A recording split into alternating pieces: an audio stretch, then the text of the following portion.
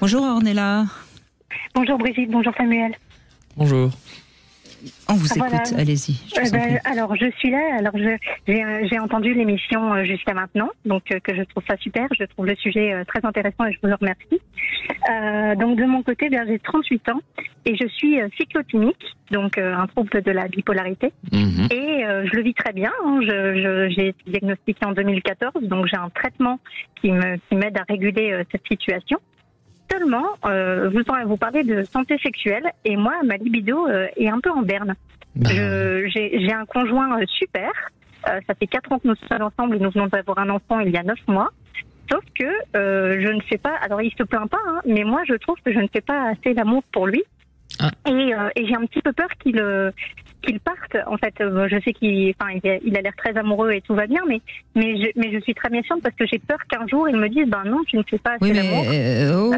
Ornella, vous avez 38 ans, vous faites partie des nouvelles générations, on ne fait pas l'amour pour l'autre.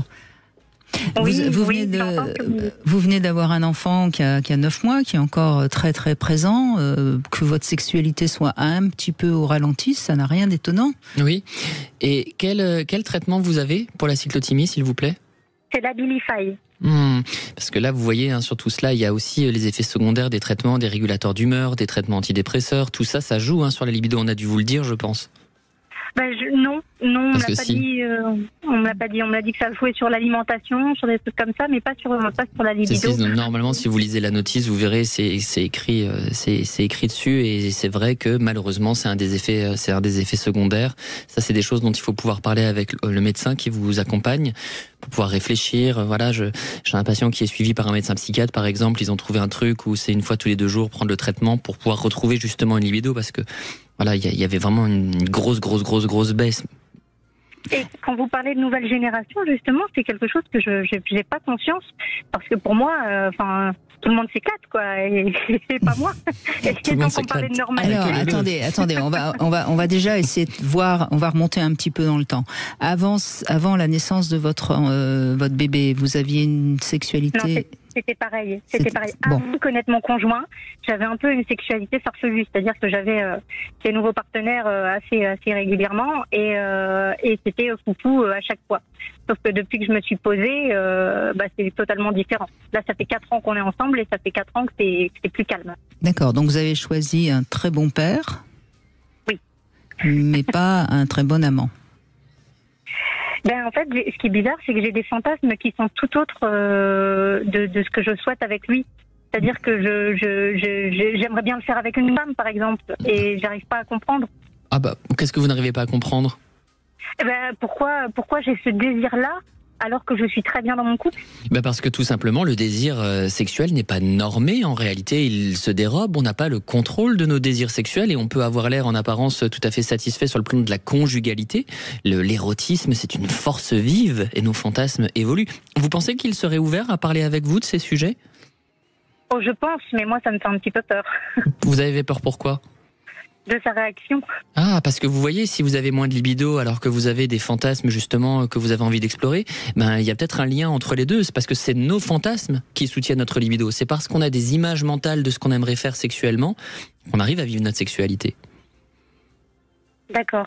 Il y a un vrai lien sur cet imaginaire érotique dont vous nous parlez. D'accord, ok. Donc la solution, c'est qu'il faut moi je vous propose une chose très concrète. Vous allez lui dire ce soir ou demain, mon chéri, j'aimerais bien que tu me fasses l'amour comme si tu étais une femme. D'accord. Comme ça, vous allez pouvoir à la fois jouer avec votre fantasme, et je suis sûre qu'il va être tout à fait d'accord. Il va lui dire, il va peut-être vous demander, mais alors ce serait quoi ? Et à ce moment-là, vous pouvez lui décrire votre fantasme. D'accord. Ah oui. Faut pas que j'ai peur de ça. Non. Attendez, là vous lui dites pas que vous voulez faire l'amour avec une femme, vous lui dites que vous voulez faire l'amour avec lui, mais qu'il vous le fasse comme si c'était une femme. D'accord. Et puis. Donc il y a pas de risque sauf s'il a écouté ce qu'on est en train de se dire, mais je ne pense pas. Donc vous voyez, vous allez mettre en acte votre fantasme avec lui. Oui. Et puis il doit pas y avoir de peur dans le couple.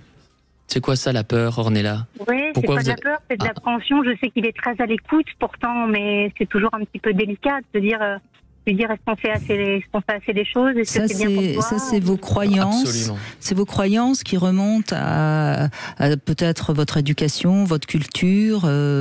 Parce que normalement, si dans votre couple tout va bien, je vois pas pourquoi il serait choqué, gêné. Non, il n'y a pas de raison. Bon, s'il n'y a pas de raison, je vais suivre votre conseil, alors. Elle a complètement raison. Tout ça repose sur des représentations sociales, sur des croyances.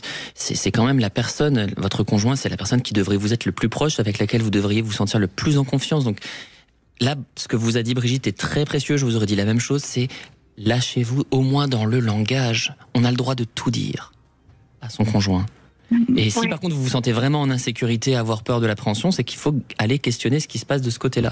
Oui, si vraiment vous avez du mal, si vous n'arrivez pas à lui dire depuis dans 2-3 jours, peut-être que ça vaut le coup à ce moment-là d'aller voir quelqu'un comme Samuel ou Philippe Arlin et de parler à ce moment-là à cette personne de vos fantasmes pour mieux comprendre de quoi il parle.